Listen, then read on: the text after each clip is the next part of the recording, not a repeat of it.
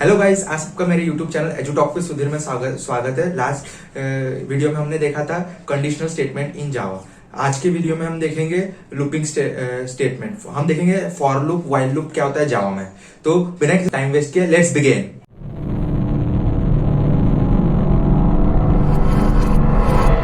जब भी हम लूपिंग स्टेटमेंट के बारे में बात करते हैं तो तीन तरह के लूपिंग स्टेटमेंट आते हैं। फॉर लूप होता है तुम्हारा, एक होता है व्हाइल लूप, एक डू व्हाइल लूप। अभी सबके सिंटैक्स एक एक करके देख लेते हैं और फिर बाद में हम कुछ एग्जांपल्स लेंगे, उससे समझेंगे, ठीक है। तो सबसे पहले बात आती है तुम्हारी फॉर लूप की।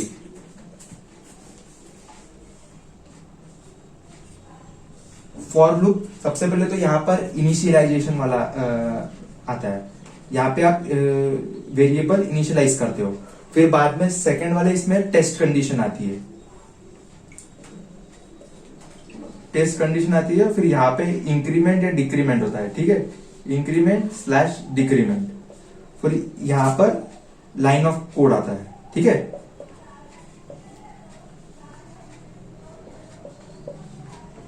ये हुआ तुम्हारा फॉर लूप का सिंटैक्स। जब अगर हमें व्हाइल लूप के बारे में बात करें तो नीचे while loop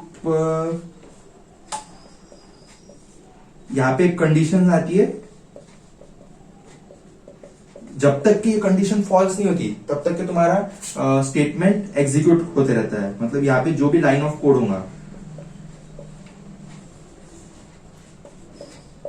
that line of code keeps on executing. एक तीसरा होता है तुम्हारा do while loop. Do while loop यार, डू व्हाइल लूप में क्या होता है पता है? पहले पहले आप डू लिखते हो, फिर यहाँ पे व्हाइल कंडीशंस देते हो, ठीक है। यहाँ पे कंडीशंस देते हो, ठीक है। यहाँ पे line of code obviously code आता है, ठीक है। सो फर्क क्या होता है इसमें? फॉर लूप जो है आपका इटरेशन जो है वो फिक्स नंबर ऑफ टाइम के लिए करता है। व्हाइल लूप जो है वो उसका एकदम स्पेसिफिक फिक्स नंबर नहीं होता है। और डू व्हाइल यहाँ जब तक के कंडीशंस जो व्हाइल लूप के अंदर दी है वो फॉल्स नहीं होती तब तक के अंदर का जो स्टेटमेंट हो keep on that statement keep on executing. Do while loop के केस में क्या होता है? डू व्हाइल लूप और डू व्हाइल लूप में फर्क क्या है? अभी देखो, व्हाइल लूप जो है वो अगर कंडीशन पहली इसमें फॉल्स हुई तो व्हाइल लूप की एक भी कोड एग्जीक्यूट नहीं होगा। लेकिन डू व्हाइल लूप है, चाहे ये कंडीशन ट्रू हो या फॉल्स हो, ये एटलीस्ट एक बार तो भी ये लाइन ऑफ कोड एग्जीक्यूट होने वाला है।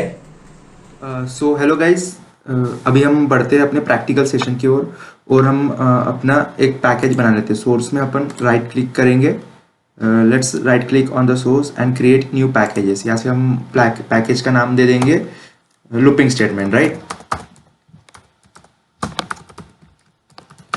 ये हमारा पैकेज बन गया, ओके।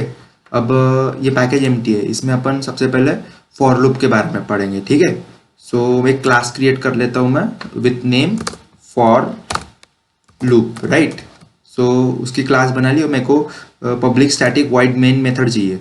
सो उसको क्लिक करूँगा, देयर वी गो, हमारी ये फॉर लूप नाम की एक क्लास बन गई। सो हम सबसे पहले क्या करेंगे, फॉर लूप को समझने के लिए हम टू का टेबल प्रिंट कराना चाहते हैं, ठीक है। यानी यूजर्स जो है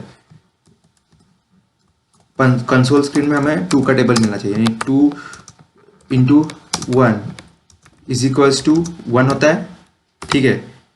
सो इसको हम एज अ 10 तक के प्रिंट करेंगे, ठीक है। तो उसके पहले हम for int I is equals to 1 दे देते हैं। ये हमारी इनिशियलाइजेशन स्टेटमेंट हो गई, मतलब आई को हमने इनिशियलाइज कर दिया। अब कंडीशन जो है उसको लिखेंगे हम for I is less than equals to 10, तब तक के ये जो है लूपिंग वो तब तक के एग्जीक्यूट होगा और फिर बाद में इंक्रीमेंट करेंगे, ठीक है। अभी sysout control space to auto complete, और फिर यहाँ पर हम डालेंगे 2, ठीक है, multiplication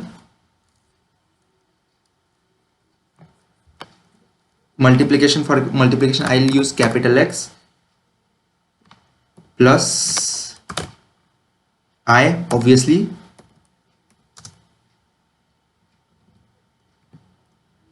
then again I'll use plus, then again I'll use equal signs, and then again I'll use plus. Okay, so 2 times of I. So let's see what our output comes out to be. So this is our for loop. Let's click over here and let's see our output on console screen, right?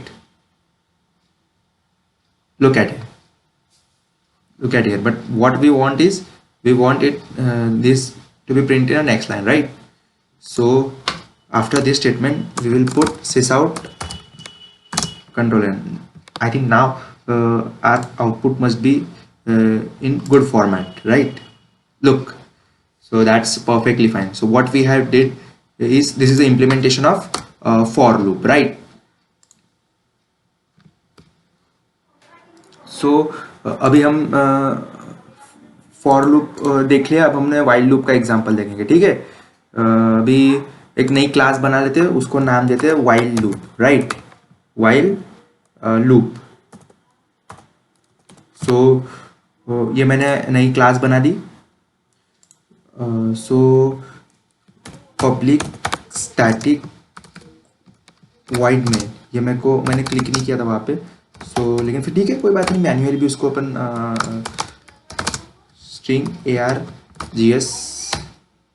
सो मैंने manually इसको declare कर दिया, right? सो या, now it's perfectly fine. सो मेरे को while loop लेना है, ठीक है? सो मैं एक वेरिएबल डिक्लेयर करूंगा, int is greater than 6, int is equal to 6, उसको 6 से इनिशियलाइज करूंगा. तो यहाँ पे कंडीशन दूंगा, while x is greater than 6, if x is greater than 3, so print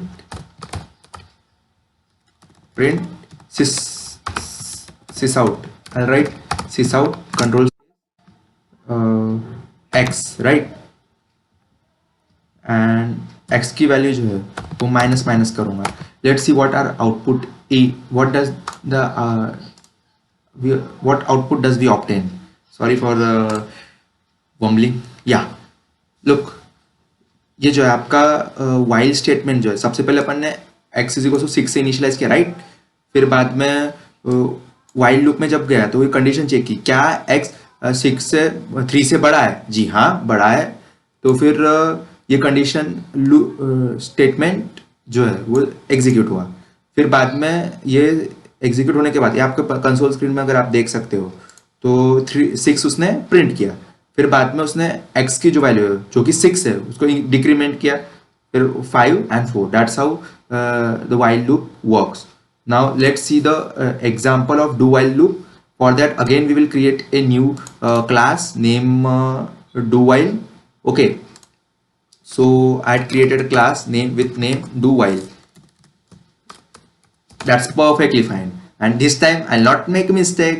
I'll click on public static void main. Whoop, it came.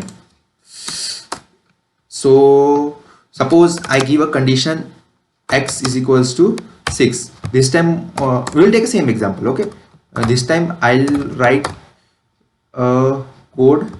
Again we will copy our code from a while loop. Okay, that's perfectly fine. And this time for while statement I will alter the condition. Okay, is less than 3. If what was the condition of r? So let's see what does it, what the output does we obtain, right? Okay, look, since this condition is false, x जो है आपका वो 3 से छोटा तो है नहीं, x जो है, बट फिर भी एक बार जो है आपका डू वाइल लूप एग्जीक्यूट हुआ। अगर सेम चीज अगर आप यहाँ पर अप्लाई करते हैं, सपोज मैं, तो आपका ये जो कंडीशन है एक भी बार एग्जीक्यूट नहीं होता, तो आपका कंसोल जो है वो एम्प्टी आएगा। देखिए है terminated, here it is written terminated, so that's what a difference between while loop and do while loop.